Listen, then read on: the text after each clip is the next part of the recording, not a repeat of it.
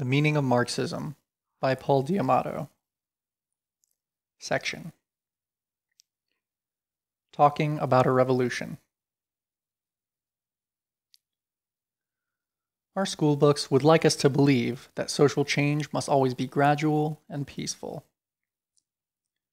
Sudden, abrupt changes are seen as disruptions of a normal functioning society.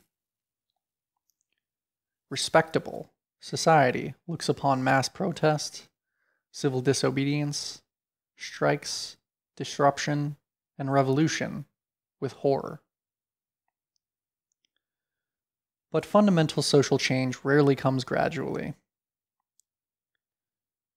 Industrial unions didn't come to this country by the gradual addition, year after year, of a few new unions.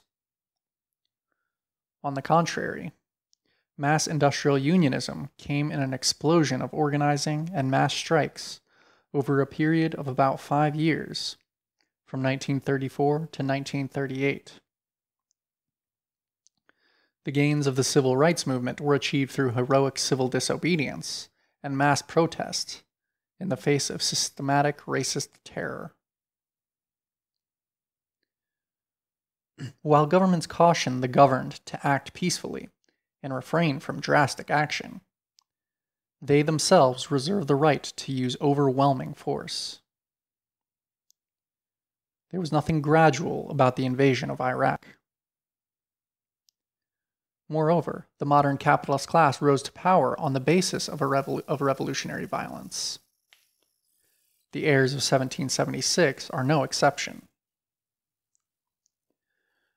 Gradualness and big leaps are complementary and contradictory aspects of history, one preparing the conditions for the other. As Trotsky wrote, quote, "For us, it is enough to know that gradualness in various spheres of life go hand in hand with catastrophes, breaks, and upward and downward leaps. The long process of competition between two states gradually prepares for war. The discontent of exploited workers gradually prepares a strike. The bad management of a bank gradually prepares a bankruptcy." End quote. We could add, the perpetual poisoning of the planet gradually leads to environmental catastrophe. Revolution is the ultimate social leap, a period when the gradual accumulation of mass bitterness and anger of the exploited and oppressed coalesces and bursts forth into a mass movement to overturn existing social relations and replace them with new ones. A few days of revolutionary upheaval bring more changes than decades of, quote, normal development. Rulers and systems that seemed invincible and immovable are suddenly, unceremoniously toppled. Revolution is not an aberration in an otherwise smoothly functioning society. Force, wrote Engels, can play a revolutionary role. In the words of Marx, it is the midwife of a very old society, pregnant with a new.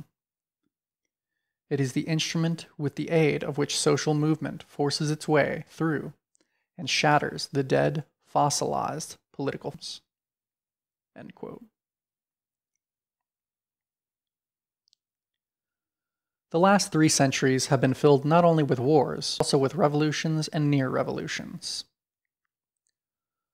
A list of only some of these gives us an idea of the scope of revolutionary upheaval since the dawn of modern capitalism. The American Revolution, 1776 to 87. The French Revolution, 1889 to 94. The U.S. Civil War, 1861 to 65. The European Revolutions of 1848. The Russian Revolutions, 1905 and 1917. The German Revolution, 19 to 23. China, 1925 to 27. The Spanish Civil War, 1936 to 39. The Hungarian Revolution, 1956. Chile, 1973. Portugal, 1974 to 75. Iran, 1979. Poland's Solidarnosc uprising, 1980 to 81. This partial list is enough to put to rest the notion that revolutions are rare or unusual occurrences.